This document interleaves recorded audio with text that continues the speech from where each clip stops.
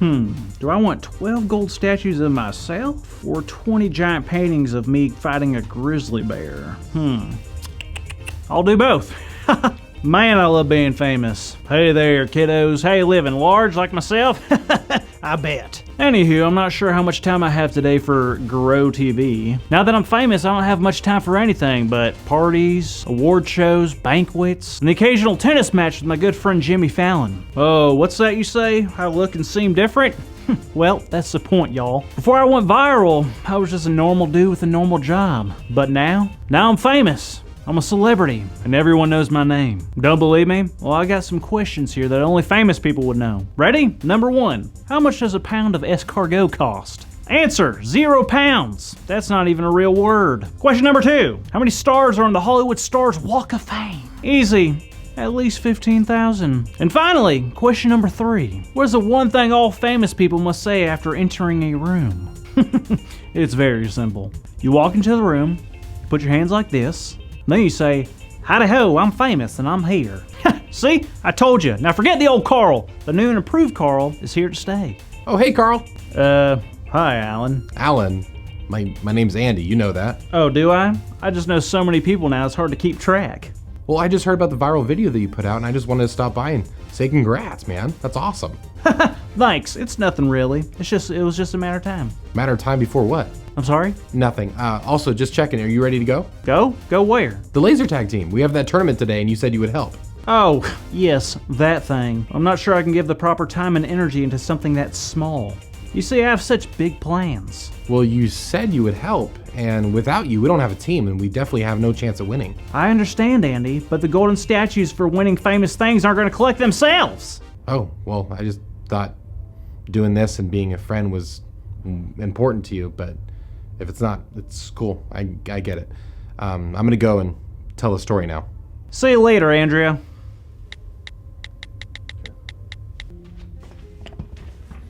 Hey kids! So last week we talked about how Solomon had taken over his dad's spot, King David, as the new ruler of Israel. Now, just like Carl apparently, Solomon was famous. I mean, really famous. He was going to be going down in history as one of the greatest kings of all time. And Solomon was going to try and do something big. You see, when King David was alive, he had tried to build a temple for God, and it was going to be big and wonderful. Now, God loved the idea of the temple, but David was told to wait because one day his son Solomon would go on to build it. Now, God had a plan, and King David may not have understood, but he listened to God anyway. So now Solomon is king, and he had already started his reign off on the right foot by offering sacrifices to God. But now it was time to build the temple. Now, this temple wasn't going to be some small little shack, no. This temple would be built by thousands of people. Solomon wanted to make sure that whoever saw this temple knew just how big and wonderful God truly was. Once the temple was built, Solomon had the Ark of the Covenant brought in, so that way the presence of God could be there forever. And God also told Solomon that when the temple was finished being built, that a dark cloud would fill the inside of the temple, and inside that cloud, God would be present. And guess what? The cloud appeared in the temple. God was so happy with it, and that made Solomon happy as well. You see, God gave Solomon more than he could ever ask for. See, God placed Solomon in that position not only to be famous, but to serve others, to help Israel, and to set an example. Solomon was very wise, he was very kind, he was very loyal, but he was also super grateful. He was grateful for all that God had done for him. So Solomon knew he couldn't just stand by, enjoy the fame, and not do anything in return. He knew he had to show his gratitude and give back to the God that had loved him so much. And he did that by simply giving his time and energy into building that temple. Now, we can learn from Solomon in a lot of ways. A lot of the times we get more than what we deserve. Most of us have houses and food to eat inside of those houses, but sometimes we get presents on our birthdays and we get to go on really fun trips. Even during tough times when our parents might be stressed about how to pay the bills, or maybe we're tired, or there's a lot going on so we're stressed. It might be hard to find things that we're grateful for. Every single day we get to try harder to be the people who God has called us to be. And we can be grateful for the air that we get to breathe right now, or the cool option that we get to talk to the God of the universe anytime we want. God has given us a full life of joy, of love, and forgiveness, and it is our job to be thankful and to give back to the God who has loved us so much. So you're probably wondering, how can we give back to God? And I'm going to tell you, we can do it in simple ways, like being nice to our friends and our brothers and our sisters, noticing and doing something when someone needs help, using less than what we need, maybe giving more than what we want to give. So many ways. But it all starts with having a thankful heart. And when we are thankful, we can give God what we have.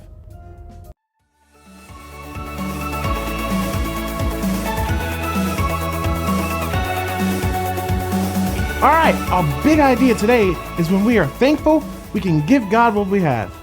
So let's say it out loud on the count of 3. 1, 2, 3. When we are thankful, we can give God what we have. Great job, kids. Hey, kids, I think we should talk to a certain famous person and see how he's doing. What do you guys think? Hey, Carl. I'm here. Oh, Carl, what's wrong? I just heard the story about Solomon and it's got me all up in my feelings right now. Oh, no. Why? Well, Solomon was given so much and then returned the favor by giving all he had to the people and God. Okay. Well, God's allowed me to be famous and get all this great stuff, but I don't even have time to go play laser tag with my friend. I see. Well, Carl, don't beat yourself up. Just like Solomon and David, you'll make mistakes, but it's never too late to make it right. I guess you're right. Thanks, O'Shea. No problem. But you know, if you leave now, you could probably make the laser tag tournament. You're right. I could. Thanks, O'Shea. See you later, kids.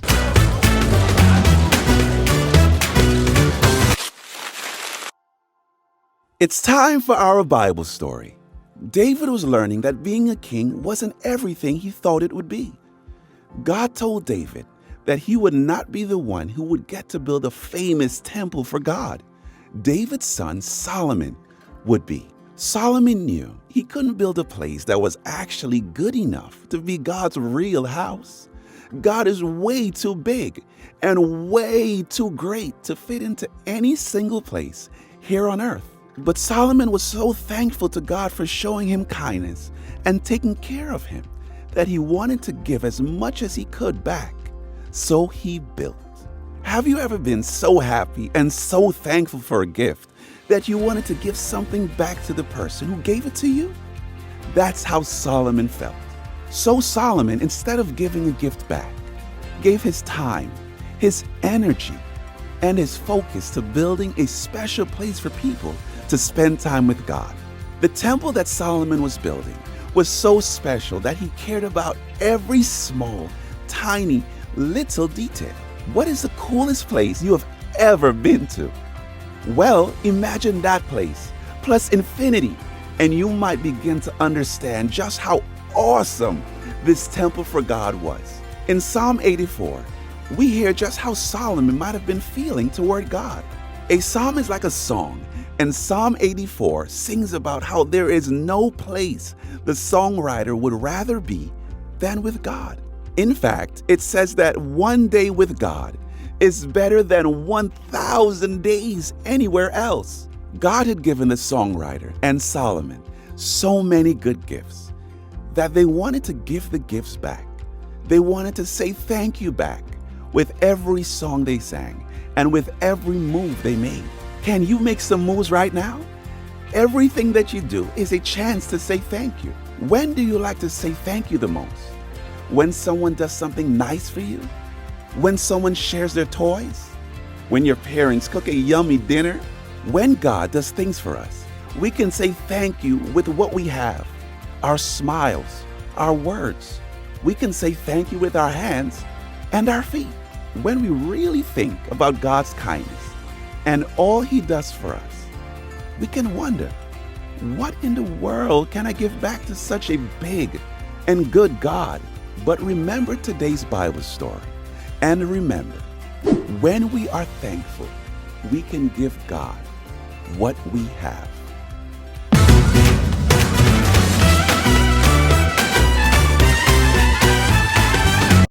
1 Corinthians 10, verse 31. So whether you eat or drink or whatever you do, do it all for the glory of God.